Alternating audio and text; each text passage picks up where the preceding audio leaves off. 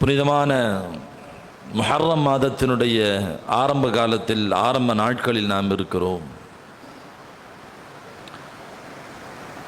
அருமைநாயகம் ஸல்லல்லாஹு அலைஹி வஸல்லம் அன்னவர்களுடைய மதீனா பயணத்தை,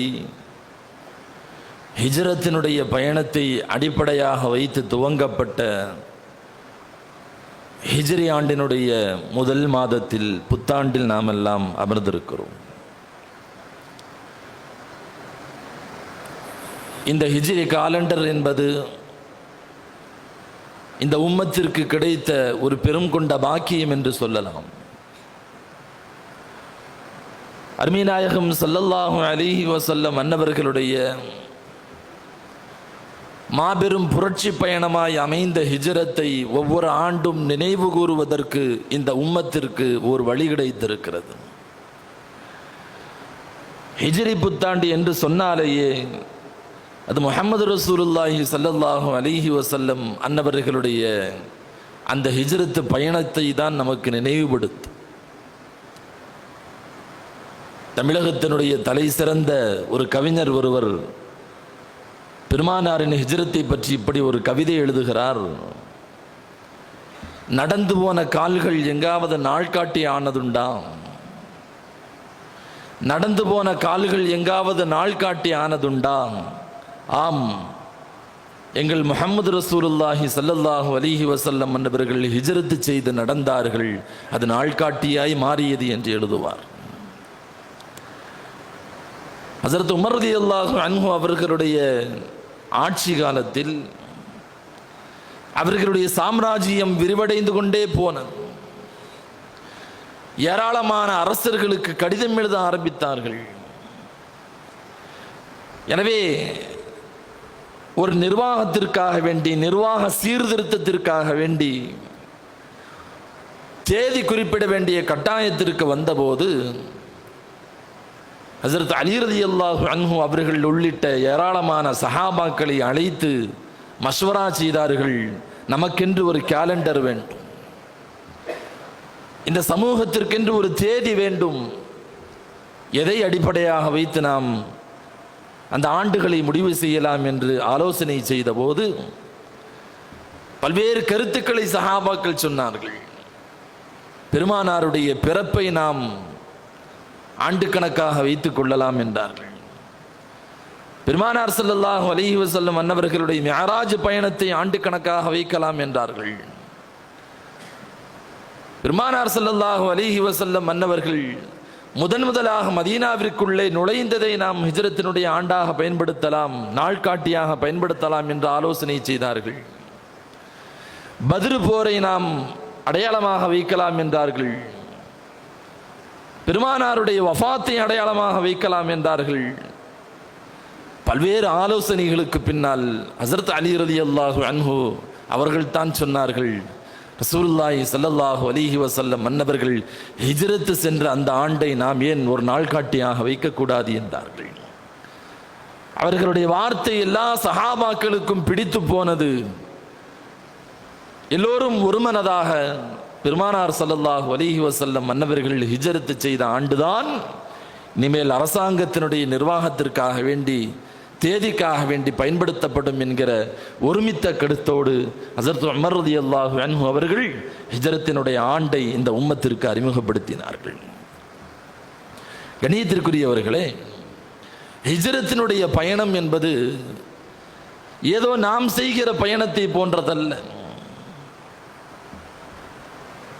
நாம் செய்கிற பயணத்தை போன்றதல்ல.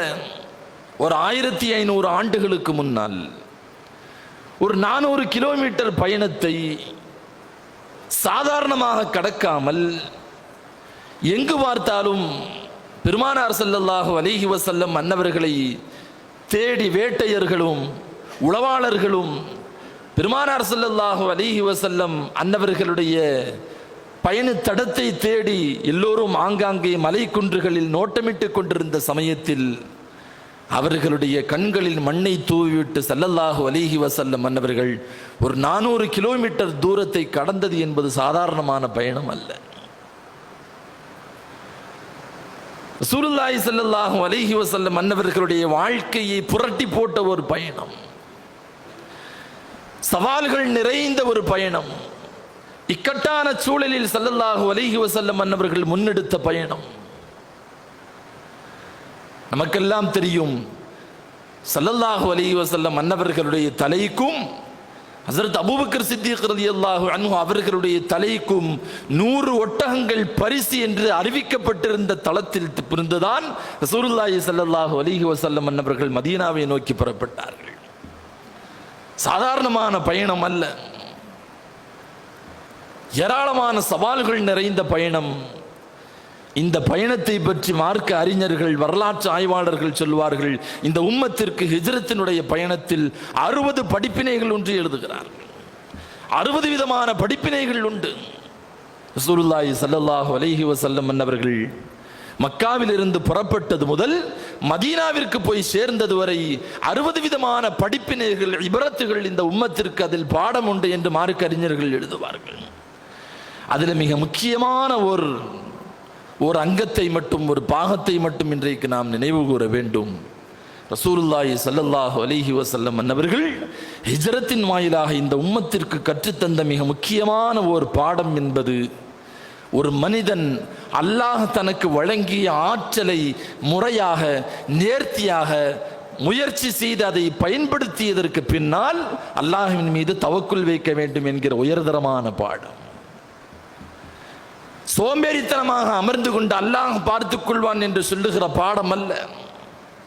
அல்லாஹ் உனக்கு அறிவை தந்திருக்கிறான், பகுத்தறிவை தந்திருக்கிறான், சிந்திக்கிற ஆற்றலை தந்திருக்கிறான், உடல் பலத்தை தந்திருக்கிறான், பணபலத்தை தந்திருக்கிறான். அல்லாஹ் உனக்கு வழங்கிய திறமைகளை முதலில் பயன்படுத்து, பிறகு நீ அல்லாஹ் மீது நம்பிக்கை வை. ஒரு சஹாபி பெருமானாரிடத்திலே கேட்டாரே, யா ரசூலுல்லாஹ், அல்லாஹ்வின் மீது நான் தவக்குல் வைத்தால் போதுமா, இந்த ஒட்டகத்தை கட்டி போட வேண்டுமா என்று கேட்டபோது, முதலில் ஒட்டகத்தை கட்டி போடு, பிறகு அல்லாஹ்வின் மீது நீ தவக்குல் வை, அல்லாஹ் என் ஒட்டகத்தை பாதுகாப்பான்னு சொல்லி அல்லாஹ் மேல பொறுப்பு ஒப்படு. ஒட்டகத்தை கட்டி போடாமல் அல்லாஹ்வின் மீது தவக்குல் வைப்பது என்பது சரியான தவக்குல் அல்ல. தடுப்புச்சுவர் இல்லாத மாடியிலே படுத்துறங்கி யாராவது கீழே விழுந்து விட்டால் அல்லாஹ்வின் மீது பழி போடாதீர்கள் என்றார்கள் முஹம்மது ரசூலுல்லாஹி ஸல்லல்லாஹு அலைஹி வஸல்லம் அவர்கள். முதல்ல நீ செய்ய வேண்டிய முயற்சியை செய். அல்லாஹ் உனக்கு வழங்கிய மனித வளத்தை நீ முதலில் பயன்படுத்து. அதற்கு பின்னால் ரப்புக்கு மேல தவக்குல் வை. ஏனென்றால் உன்னுடைய முயற்சிக்கு பின்னாலேயும் உன்னுடைய முயற்சியை ஒன்றுமில்லாது செய்யக்கூடிய ஆற்றல் ரப்புக்கு உண்டு. அதனால் தவக்குல் அல்லாஹ் மேல வை. அஸ்ஸஅயு மின்னா வல் இத்மாமு மினல்லாஹ் என்று அரபியில் சொல்லுவார்கள். முயற்சி அதை நாம் செய்ய வேண்டும், முடிவு செய்வதை அல்லாஹ் செய்கிறான். அதை முடித்து தர வேண்டிய பொறுப்பை அல்லாஹ் எடுத்துக் கொள்ளுகிறான். முயற்சி செய்ய வேண்டியது நம்முடைய கடமை. முஹம்மது ரசூலுல்லாஹி ஸல்லல்லாஹு அலைஹி வஸல்லம் அவர்கள் இந்த உம்மத்திற்கு ஹிஜ்ரத்தின் வாயிலாக சொல்ல வருகிற உயர்தரமான பாடம் நாம கவனிக்கணும்.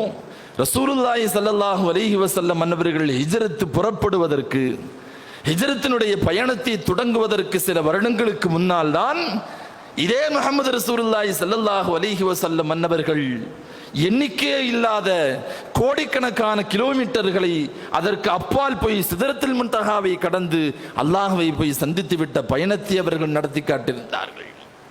அந்த பயணத்தை அனுபவித்த ஒரு அனுபவம் பெருமானார் ஸல்லல்லாஹு அலைஹி வஸல்லம் அவர்களுக்கு உண்டு. ஒரு 400 கிலோமீட்டர் ரசூலுல்லாஹ்வை தூக்கி அப்படி வச்சிட முடியாதா? ஒரு 400 கிலோமீட்டர் பெருமானார் ஸல்லல்லாஹு அலைஹி வஸல்லம் மன்னவர்களை சலாமத்தாக மதீனாவிற்கு கொண்டு போய் ரப்புக்கு சேர்க்க தெரியாதா? மிஅராஜை நடத்தி காட்டியவன், யாராலும் யாருடைய அறிவுக்கும் எட்டாத ஒரு பயணம் மிஅராஜினுடைய பயணம். ஒரே இரவில் மக்காவில் இருந்து பைத்துல் மக்தஸ் வரை பல நாட்கள் பயணம் செய்ய வேண்டிய இடத்தை ஒரே இரவில் கடத்தி கொண்டு போன ரப்புல் ஆலமீன் பூமியிலிருந்து 7 வானத்திற்கு அப்பால் சிதறத்துல் முன்தஹாவை கடந்து ஜிப்ரீல் அலைஹிஸ்ஸலாம் அன்னவர்கள் கூட கடக்க முடியாத எல்லைகளை கடந்து ரப்பை பார்த்து வந்தார்களே, பேசி வந்தார்களே. அவ்வளவு பெரிய பயண திட்டத்தை பெருமானார் ஸல்லல்லாஹு அலைஹி வஸல்லம் அன்னவர்களுக்கு வகுத்து தந்த ரப்புல் ஆலமீன் ஹிஜ்ரத்தினுடைய பயணத்தை ஏன் இவ்வளவு சவாலாக மாற்ற வேண்டும்? இந்த உம்மத்திற்கான பாடம் அதிலே இருக்கிறது. ரசூலுல்லாஹி ஸல்லல்லாஹு அலைஹி வஸல்லம் அன்னவர்கள் அவர்களை சுற்றி கட்டமைக்கப்பட்டிருந்த ஒரு பிம்பம், ஸல்லல்லாஹு அலைஹி வஸல்லம்னு சொன்னா கலிமா மட்டும்தான் தெரியும், ஏகத்துவம் மட்டும்தான் பெருமானாருக்கு தெரியும், வஹி மட்டும்தான் ரசூலுல்லாவுக்கு தெரியும். ஒரு அப்பாவியான மனுஷர் எங்க போனாலும் கல்லாலோ சல்லாலோ அடி வாங்கி விட்டு வந்து விடுவார் என்று பெருமானாரை சுற்றி கட்டமைக்கப்பட்டிருந்த அந்த பிம்பத்தை உடைத்தெறிந்து இந்த உலகத்தில் என்னை போல் ஒரு மாஸ்டர் பிளான், அந்த அளவிற்கு ஒரு சமயோசித சிந்தனை கொண்ட நபர் வேறு யாரும் இல்லை என்பதை இந்த உலகத்தில் பெருமானார் நிரூபித்த தருணம் ஹிஜ்ரத்தினுடைய பயணம். வரலாற்றை புரட்டி பார்க்கிறோம். ஸல்லல்லாஹு அலைஹி வஸல்லம் மன்னவர்கள் சாதாரணமாக அந்த பயணத்தை ஆரம்பிக்கவில்லை. அரபு நூல்களை எடுத்து ஆய்வு செய்கிற போது, ஒவ்வொரு வரலாறுகளையும் எடுத்து படிக்கிற போது, ரசூலுல்லாஹி ஸல்லல்லாஹு அலைஹி வஸல்லம் மன்னவர்கள் நாம் மதீனாவிற்குத்தான் செல்ல இருக்கிறோம் என்பதை அல்லாஹ்வின் மூலமாக அறிந்து கொண்டதற்கு பின்னால் ரசூலுல்லாஹி ஸல்லல்லாஹு அலைஹி வஸல்லம் மன்னவர்கள் மிக மிக நேர்த்தியாக துல்லியமாக ஒரு திட்டமிடுதலை பெருமானார் ஸல்லல்லாஹு அலைஹி வஸல்லம் மன்னவர்கள் செய்தார்கள். ஒரு மிகச்சரியான மாஸ்டர் பிளான் பெருமானார் ஸல்லல்லாஹு அலைஹி வஸல்லம் கையிலே இருந்தது. யாரும் யூகிக்க முடியாத ஒரு பயணம் அது, யாரும் யூகிக்க முடியாத ஒரு திட்டம் அது. ரசூலுல்லாஹி ஸல்லல்லாஹு அலைஹி வஸல்லம் மன்னவர்கள் அல்லாஹ்விடமிருந்து உத்தரவு வருகிறது, நாயகமே நீங்கள் மதீனாவிற்கு புறப்படுங்கள்.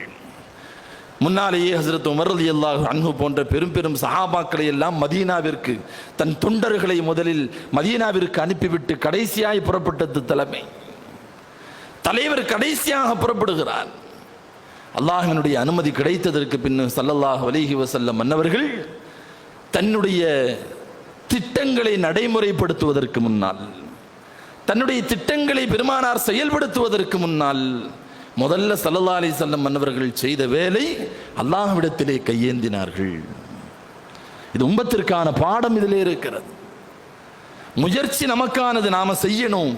ஆனால் முயற்சிக்கு முன்னாலேயும் ரப்பை நோக்கி நம்முடைய முகம் இருக்க வேண்டும் என்பதை பெருமானார் ஸல்லல்லாஹு அலைஹி வஸல்லம் மன்னவர்கள் உணர்த்துகிறார்கள். ஏன்னா நாம் எடுக்கக்கூடிய முயற்சிகள் ஒன்றுமில்லாமல் போய்விடலாம். நாம் எடுக்கக்கூடிய முயற்சிகள் கூட பாதியில் நின்று போய்விடலாம்.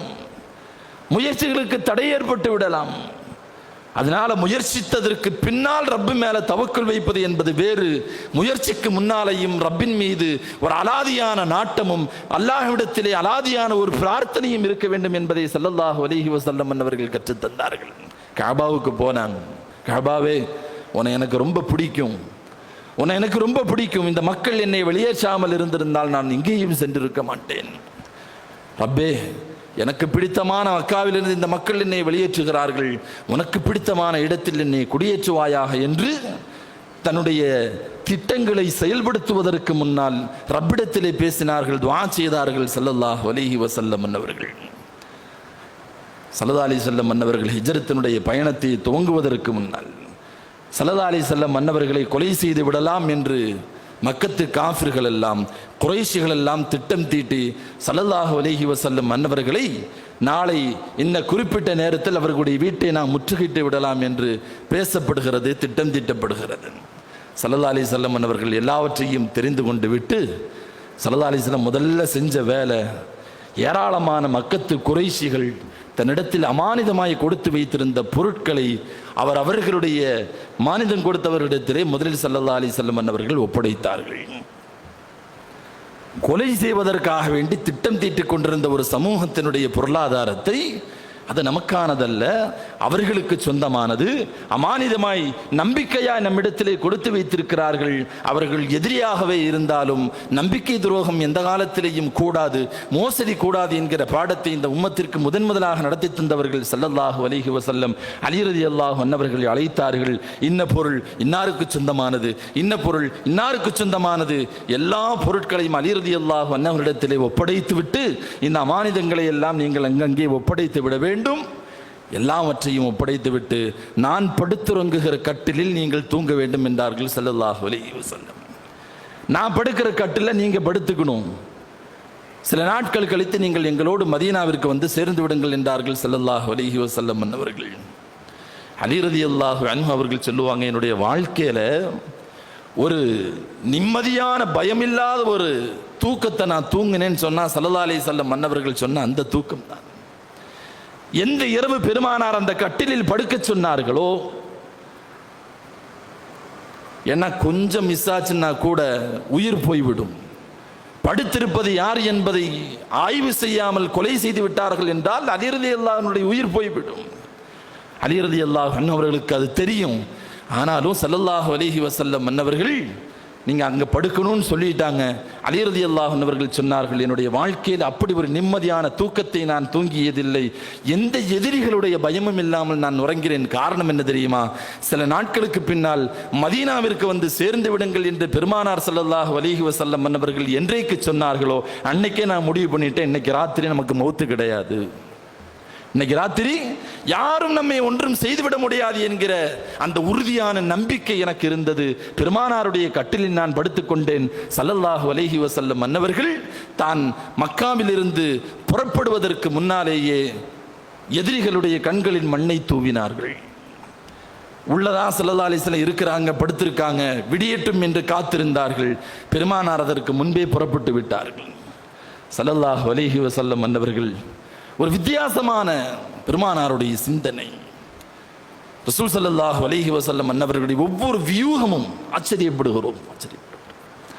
ஸல்லல்லாஹு அலைஹி வஸல்லம் அன்னவர்கள் மக்காவில் இருந்து வடக்கு நோக்கு மதீனாவிற்கு போக வேண்டும், அதுதான் வழி பாதை. பெருமானார் ஸல்லல்லாஹு அலைஹி வஸல்லம் அப்படியே நேர் எதிராக தெற்கு பக்கமாக ஸல்லல்லாஹு அலைஹி வஸல்லம் அன்னவர்கள் பயணம் புறப்படுவதற்கு ஆரம்பித்தார்கள். தெற்கு பக்கமாக அபூபக்கர் சித்தீக் ரலியல்லாஹு அன்ஹு அவர்களும் பெருமானாரும் கடந்தார்கள். ஒரு 5 கிலோமீட்டர் தூரத்தில் இருக்கிற சௌர் குகையில் ஸல்லல்லாஹு அலைஹி வஸல்லம் அன்னவர்களும் அபூபக்கர் சித்தீக் ரலியல்லாஹு அன்ஹு அவர்களும் 3 நாட்கள் தங்கினார்கள். நமக்கெல்லாம் இந்த வரலாறு தெரியும். இதில் ஆச்சரியப்படக்கூடிய செய்தி என்ன தெரியுமா? நாம நினைச்சுக்கிட்டு இருக்கிறோம் ஸல்லல்லாஹு அலைஹி வஸல்லம் அன்னவர்கள் பயணம் புறப்பட்டு போற வழியில எங்கேயும் சிக்கிடக்கூடாதுன்னு வேறு வழி இல்லாமல் சவுர் குகையிலே போய் பெருமானார் அடைக்கலம் கொண்டார்கள், புகுந்து கொண்டார்கள் அப்படின்னு நாம நினைக்கிறோம். ஸல்லல்லாஹு அலைஹி வஸல்லம் மன்னவர்கள் சவுர்ல தான் தங்கணும்னு பல மாதங்களுக்கு முன்னாலேயே ஸல்லல்லாஹு அலைஹி வஸல்லம் மன்னவர்கள் திட்டம் தீட்டி விட்டார்கள். ஏற்கனவே பெருமானார் ஸல்லல்லாஹு அலைஹி வஸல்லம் சவுர் அதுதான் 3 நாள் நாம தங்க போற இடம்ங்கிறது முடிவு செஞ்சார் ஸல்லல்லாஹு அலைஹி வஸல்லம். பெருமானார் மிக துல்லியமாக அதை முடிவு செய்துவிட்டு தான் பயணத்தை துவங்கினார்கள்.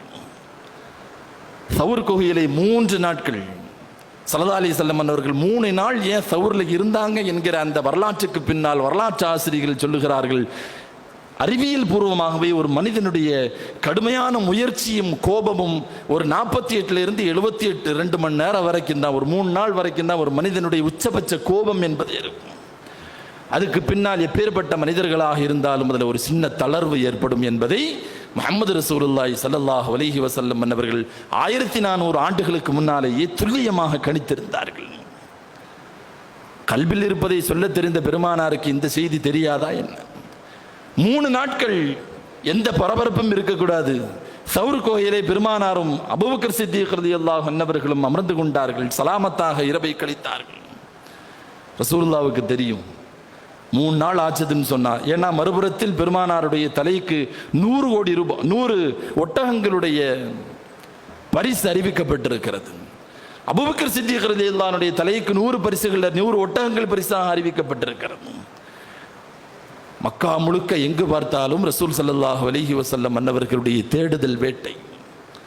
மலை குன்றுகளின் மீதும் பாலைவனங்களிலேயும் பல்வேறு இடங்களில் எங்கு பார்த்தாலும் பெருமானார் ஸல்லல்லாஹு அலைஹி வஸல்லம் மன்னவர்களை காட்டி கொடுத்து அந்த 100 ஒட்டகத்தை எப்படியாவது நாம் பெற்றுக்கொள்ள வேண்டும் என்கிற அந்த ஆர்வம், அந்த வெறி, எங்கு பார்த்தாலும் ஒற்றர்கள் சுற்றி கொண்டிருந்தார்கள். பெருமானார் ஸல்லல்லாஹு அலைஹி வஸல்லம் மன்னவர்கள் இந்த 3 நாட்கள் சவுர் குகையில் இருந்தாலும் கூட அதற்கு பின்னால் தொடர்ந்து பயணிப்பதற்குண்டான எல்லா திட்டங்களையும் ஸல்லல்லாஹு அலைஹி வஸல்லம் முன்னாலேயே எழுதி முடிச்சிட்டாங்க. அபூபக்கர் சித்தீக் ரலியல்லாஹு அன்ஹு அவர்களுடைய மகனார் அப்துல்லா ரலியல்லாஹு அன்ஹு அவர்களை அழைத்து பெருமானார் ஒரு பொறுப்பை ஒப்படைத்தார்கள். அப்துல்லா, உன்னுடைய வேலை என்னவென்று சொன்னால் பகல் நேரத்தில் மக்கத்து குறைஷிகளோடு நீ இருக்க வேண்டும், அவர்களோடு நீ அமர வேண்டும், பேச வேண்டும், அவர்களுடைய எல்லா செய்திகளையும் இரவினுடைய நேரத்தில் சவுர் குகைக்கு நீ கொண்டு வந்து சேர்த்து விட வேண்டும். அப்துல்லா ரலியல்லாஹு அன்ஹு அவர்களுக்கு பெருமானார் உத்தரவிட்டார்கள். மறுபுறத்தில் அஸ்மா ரலியல்லாஹு அன்ஹு அவர்களிடத்திலே மக்ரிபுடைய நேரம் இருட்டுகிற சமயத்தில் மக்களெல்லாம் வீடுகளுக்குள்ளே முடங்குகிற சமயத்திலே அந்த வெளிச்சத்தில் மிக வேகமாய் எங்களுக்கு தேவையான உணவுகளை எடுத்துக்கொண்டு நீ மலைக்கு ஏறிவிட வேண்டும். மூன்றாவதாக ஆமிர் இப்னு ஃபுஹைரா என்று சொல்லப்படக்கூடிய அபூபக்கர் சித்திக் ரலியல்லாஹு அன்ஹு அவர்களுடைய ஒரு அடிமை. பெருமானார் அவரை அழைத்து சொன்னார்கள், உன்னுடைய வேலை நீ ஆடுகளை ஓட்டி கொண்டு வந்து சவுருக்கு அருகாமையில் இருக்க வேண்டும், நோட்டமிட வேண்டும். அஸ்மா ரலியல்லாஹு அன்ஹு அவர்களும் அப்துல்லா ரலியல்லாஹு அன்ஹு அவர்களும் வந்துவிட்டு போகக்கூடிய எல்லா தடயங்களையும் ஆடுகளை ஓட்டிக்கொண்டே அழிக்க வேண்டிய பொறுப்பு உனக்கானது என்று பெருமானார் ஸல்லல்லாஹு அலைஹி வஸல்லம் அவர்கள் முன்பே சொன்னார்கள். எல்லாமே கணக்கச்சிதமாக நடந்து கொண்டிருக்கிறது, மிக தெளிவாக நடந்து கொண்டிருக்கிறது. இதற்கு இடையிலே மக்காவினுடைய மிகப்பெரிய ஒரு வழிகாட்டியாக இருந்தவர் அன்றைக்கு அப்துல்லாஹ் இப்னு உரைகித் என்று சொல்லக்கூடிய நபர். தன்னுடைய மக்காவை சுற்றி இருக்கிற எல்லா ஊர்களுடைய பாதைகளும் அவருடைய விரல் நுனியில். சாதாரணப்பட்ட ஆள் அல்ல. வரலாற்று ஆசிரியர்கள் எழுதுகிறார்கள், அவர மாதிரியான ஒரு வழிகாட்டியை மக்காவில் அவ்வளவு எளிதில் பார்த்துவிட முடியாது. அவ்வளவு அனுபவம் கொண்டவர். ஒரு ஊருக்கு எவ்வளவு வேகத்தில் போனால் அந்த ஊரை எத்தனை நாள் அடைய முடியும் என்பது முதற்கொண்டு துல்லியமாக அனைத்து டேட்டாக்களையும் கையில் வைத்திருந்தார். பெருமானார் ஸல்லல்லாஹு அலைஹி வஸல்லம் அன்னவர்கள் அப்துல்லாஹ் இப்னு உரைகித் மாற்று மதத்தவராக இருந்தாலும் ரொம்ப தொழில் தர்மம் உள்ளவர். தன்னுடைய வழிகாட்டியை ஒரு தொழிலாக செய்து கொண்டிருந்த ஒரு பிஸ்னஸ்மேன். அப்துல்லாஹ் இப்னு உரைகித்தை அழைத்து பெருமானார் ஸல்லல்லாஹு அலைஹி வஸல்லம் கூலியை கொடுத்தார்கள். கொடுத்தது மட்டுமல்ல, தனக்காக வாங்கி வைத்திருந்த 2 ஒட்டகங்களையும் அப்துல்லாஹ் இப்னு உரைகித் இடத்திலே ஒப்படைத்து, சவுர் குகையில் 3 நாள் நாங்கள் இருப்போம், 4வது நாள் காலையிலே விடுவதற்கு முன்பாகவே இந்த ஒட்டகத்தை ஓட்டிக்கொண்டு சவுருக்கு அருகாமையிலே வந்துவிட வேண்டும். பெருமானார் ஸல்லல்லாஹு அலைஹி வஸல்லம் அன்னவர்கள் சொன்னதை போல அப்துல்லாஹ் இப்னு உரைகித் நினைச்சிருந்தா 100 ஒட்டகத்துக்கு பெரிய அதிபதியாக இருக்க முடியும், 100 அல்ல 200 ஒட்டகத்திற்கு அதிபதியாக இருக்க முடியும். ஆனால் பெரும் கொண்ட அமானிதம் உள்ள நபர், நம்பிக்கையான நபர், தொழில் தர்மம் உள்ளவர். ஸல்லல்லாஹு அலைஹி வஸல்லம் அன்னவர்களை காட்டிக் கொடுக்கவில்லை. ஸல்லல்லாஹு அலைஹி வஸல்லம் அன்னவர்கள் சொன்னதை போல ஒட்டகத்தை கொண்டு வந்தார். பெருமானார் ஸல்லல்லாஹு அலைஹி வஸல்லம் அன்னவர்கள் அவங்களுடைய பழக்கம் ஒன்று என்னன்னு சொன்னா, புறப்படுகிற வரைக்கும் எந்த வழியா போறோம்னு ஸல்லல்லாஹு அலைஹி வஸல்லம் சொல்ல மாட்டாங்க. எந்த வழியா நாம போக போறோங்கிறத ரசூலுல்லாஹ் சொல்ல மாட்டாங்க. புறப்படுகிற சமயத்தில் இந்த வழியில போயிடலான்னு சொல்லக்கூடிய ஒரு பழக்கம் பெருமானார். காரணம், அந்த அளவிற்கு உளவாளிகள் நடமாடிக் கொண்டிருந்த காலகட்டம் அது. ஸல்லல்லாஹு அலைஹி வஸல்லம் அன்னவர்கள் அப்துல்லாஹ் இப்னு உரைகித் இடத்திலே அவரோடு சேர்ந்து கொண்டு பெருமானார் பயணிக்க ஆரம்பித்தார்கள். கொஞ்சம் வித்தியாசமாய் எல்லோரும் பயணிக்கக்கூடிய பாதைகளை விட்டுவிட்டு ஸல்லல்லாஹு அலைஹி வஸல்லம் அன்னவர்கள் கொஞ்சம் வித்தியாசமாக நேரெதிராக மதீனாவிற்கு நேரெதிரான திசையை நோக்கி பெருமானார் பயணிக்க ஆரம்பித்தார்கள். அப்படியே பயணித்து தெற்கு நோக்கி பயணித்து பிறகு அங்கிருந்து பெருங்கொண்ட தூரத்தில் வடக்கை நோக்கி கிழக்கை மேற்கை நோக்கி பயணித்து அங்கிருந்து மீண்டும் வடக்கை நோக்கி பெருமானார் ஸல்லல்லாஹு அலைஹி வஸல்லம் அன்னவர்கள் யாரும் அவ்வளவு எளிதாக பயணம் செய்வதற்கு துணிந்து விடாத ஒரு பாதையை பெருமானார் தேர்ந்தெடுத்தார்கள். கடலோர பகுதி, கரடுமுரடான பகுதி. ரசூலுல்லாஹி ஸல்லல்லாஹு அலைஹி வஸல்லம் அன்னவர்கள், ரசூலுல்லாஹ்வுக்கு தெரியும் வளமையாக எல்லோரும் செல்லக்கூடிய பாதையில் தான் இவர்கள் தேடுவார்கள் என்பதை தெரிந்து கொண்ட பெருமானார் கொஞ்சம் வித்தியாசமாக ஒரு 50 கிலோமீட்டர் ஸல்லல்லாஹு அலைஹி வஸல்லம் அன்னவர்கள் கூடுதலாய் சுற்றியதாக வரலாறு சொல்லுகிறது. எதிர் திசையில் போய் அப்புறம் அந்த பக்கமாக போய் மீண்டும் மதீனா இருக்கக்கூடிய திசையில் கடலோர பகுதியாக ஸல்லல்லாஹு அலைஹி வஸல்லம் அன்னவர்கள் வந்து சேர்ந்து கொண்டார்கள். கிட்டத்தட்ட 450 கிலோமீட்டரை 8 நாட்கள் ஸல்லல்லாஹு அலைஹி வஸல்லம் அன்னவர்கள் 8 நாட்களில் கடந்தார்கள். வரலாறு சொல்லுகிறது, பகல் முழுக்க ஓய்வெடுத்த பெருமானார் இரவு முழுக்க தங்களுடைய ஒட்டகத்தை ஓட விட்டார்கள். ஒரு நாளைக்கு சராசரியா 50லிருந்து 55 கிலோமீட்டர் ஸல்லல்லாஹு அலைஹி வஸல்லம் அன்னவர்கள் கடந்து 8வது நாள் மதீனாவிற்குள்ளே பெருமானார் ஸல்லல்லாஹு அலைஹி வஸல்லம் அன்னவர்கள் நுழைந்தார்கள். உலக வரலாற்றில் ஒரு பெரும் கொண்ட சமூகம் ஒரு மனிதரை அவ்வளவு வெறியாக தேடிக்கொண்டிருக்கிற போது தன்னுடைய சமயோசித சிந்தனையால் முயற்சியால் ஸல்லல்லாஹு அலைஹி வஸல்லம் அன்னவர்கள் இந்த பயணத்தை அமைத்தது இன்றைக்கும் வரலாற்று ஆசிரியர்களிடத்திலே அவ்வளவு ஆச்சரியத்தை ஏற்படுத்துகிறது. எந்த ஜிபிஎஸும் இல்லாத காலகட்டம், எந்த இணையதளமும் இல்லாத காலகட்டத்தில் தன்னுடைய 8 நாட்களுக்கு தேவையான இந்த செய்திகளை எல்லாம் பெருமானார் ஒரு சங்கிலி தொடராக, ஒரு நெட்வொர்க்காக பெருமானார் எப்படி ஒருங்கிணைத்தார்கள் என்கிற ஆச்சரியம் இன்னமும் வரலாற்று ஆசிரியர்களிடத்திலே உண்டு. ஸல்லல்லாஹு அலைஹி வஸல்லம் அன்னவர்கள் இந்த ஹிஜ்ரத்தினுடைய பயணத்தில் இந்த உம்மத்திற்கு சொல்ல வரக்கூடிய பாடம் என்ன? அல்லாஹ் நமக்கு தந்திருக்கக்கூடிய மனித குலத்தை பயன்படுத்த வேண்டும், முயற்சி செய்யணும். ரப்பே, என்னை இங்கிருந்து தூக்கி மதீனாவுக்கு கொண்டு போயிரு ரசூல் ஸல்லல்லாஹு அலைஹி வஸல்லம் அன்னவர்களுக்கு துஆ செய்வதற்கு 1 நிமிடம் போதும்.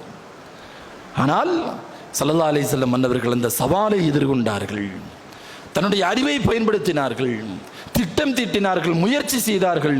தன்னுடைய முழு உழைப்பையும் தன்னால் முடிந்த உழைப்புகளை பெருமானார் ஸல்லல்லாஹு அலைஹி வஸல்லம் அவர்கள் செய்துவிட்டுத்தான் அல்லாஹ்வின் மீது தன்னுடைய முழு நம்பிக்கையையும் தவக்கலையும் ஸல்லல்லாஹு அலைஹி வஸல்லம் அவர்கள் வைத்தார்கள்.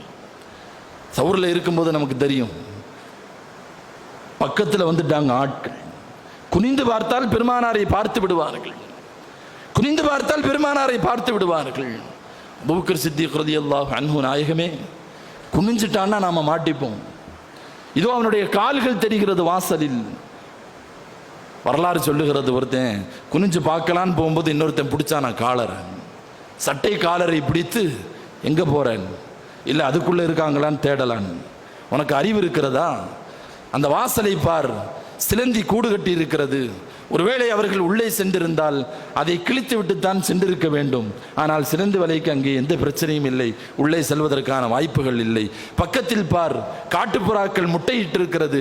ஆள் நடமாட்டம் உள்ள இடத்தில் காட்டுப்புறாக்கள் முட்டையிடாது, தேவையில்லாமல் அவனுடைய நேரத்தை வீணடிக்காதே என்று அந்த இடத்தில் குனிய போன ஒரு மனிதனை, பார்க்க போன ஒரு மனிதனை, அவனுடைய எண்ணத்தை திசை திருப்பி அல்லாஹ் சர்வசாதாரணமாக இந்த உலகத்தில் எந்த வீட்டை மிக பலகீனம் என்று அல்லாஹ் சொல்லுகிறானோ, இந்த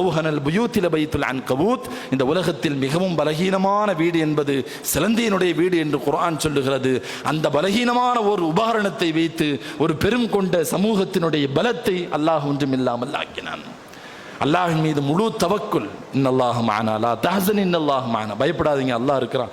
பெருமானாருடைய அந்த தவக்குல் வார்த்தை கண்ணியத்திற்குரியவர்களை இந்த உம்மத்திற்கான பெரும் பாடம். எந்த காரியத்தை செய்தாலும் அல்லாஹ்விடத்தில் துஆ செய்துவிட்டு முயற்சியில் இறங்க வேண்டும். முயற்சி செய்ததற்கு பின்னால் அல்லாஹ்வின் மீது முழுமையான தவக்குலை வைக்க வேண்டும். ஹிஜ்ரத் நமக்கு சொல்லக்கூடிய 60க்கும் மேற்பட்ட பாடங்களில் மிக முக்கியமான ஒரு பாடம். கண்ணியத்திற்குரியவர்களே, அஹ்மது பின் ஹம்பல் ரஹ்மத்துல்லாஹி அலைஹி என்னவரிடத்தில் சில பேர் எந்த உழைப்பும் செய்ய மாட்டாங்களாமா, ஆனால் அல்லாஹ் மேலே பெரிய தவக்குல் அவங்களுக்கு இருக்குது, அல்லாஹ் ரிஸ்க் தருவான் உட்கார்ந்துட்டு இருக்கிறாங்க என்று சொன்னபோது அவர்கள் எல்லாம் பிதஅத்வாதிகள், மார்க்கத்தில் இல்லாத ஒன்றை புதிதாக புகுத்துகிறார்கள். காரணம், பெருமானாரும் உழைத்தார்கள், அல்லாஹ் மேல தவக்குல் வைத்தார்கள். அபூபக்கர் சித்திக் ரலியல்லாஹு அன்ஹு அவர்கள் உழைத்தார்கள், தவக்குல் வைத்தார்கள். சஹாபாக்கள் எல்லோரும் உழைத்தார்கள், தவக்குல் வைத்தார்கள். எனவே உழைத்த பின், முயற்சி செய்த பின் தவக்குல் வைப்பதுதான் பெருமானாருடைய சுன்னத்தை ஒழிய வெறுமனே அல்லாஹ்வின் மீது தவக்குல் வைத்து நான் எதையும் செய்ய மாட்டேன் உட்கார்ந்திருக்கிறது ஒரு பிதஅத்தான காரியம், பெருமானார் காட்டித்தராத வழிமுறை என்று அஹ்மது பின் ஹம்பல் ரஹ்மத்துல்லாஹி அலைஹி அவர்கள் சொல்லுவார்கள். ஜும்ஆ தொழுது விட்டு பள்ளிக்குள் அமர்ந்திருந்த ஒரு கூட்டத்தை உமர் ரலியல்லாஹு அன்ஹு அவர்கள் ஏன் உட்கார்ந்திருக்கிறீன்னு கேட்டாங்க. நஹனு முத்தவக்கிலீன், நாங்கெல்லாம் அல்லாஹ் மேல ரொம்ப நம்பிக்கை உள்ள ஆளு, ரிஸ்க் அவன் கொண்டு வருவானாங்க. உமர் ரலியல்லாஹு அன்ஹு அவர்கள் சாட்டை எடுங்கள், எல்லோரையும் துரத்தி விட்டார்கள். வெளியே போ, அல்லாஹ் உனக்கு என்ன, நீ சும்மா உட்கார்ந்துக்கிட்டு இருந்தா கூரையை பிச்சுக்கிட்டு தருவானான்னு கேட்டாங்க. நீ பாட்டுக்கு உள்ள உட்கார்ந்துட்டு இருக்கப்ப கூரையை பிச்சுக்கிட்டு தருவானா அல்லாஹ்? போய் நீ உழைத்து சம்பாதி என்று அவர்களை வெளியே பள்ளிவாசலை விட்டும் துரத்தினார்கள் ஹஸரத் உமர் ரலியல்லாஹு அன்ஹு அவர்கள். கண்ணியத்திற்குரியவர்களே, வாழ்க்கையில் எந்த ஒரு விஷயத்தை அடைவதானாலும்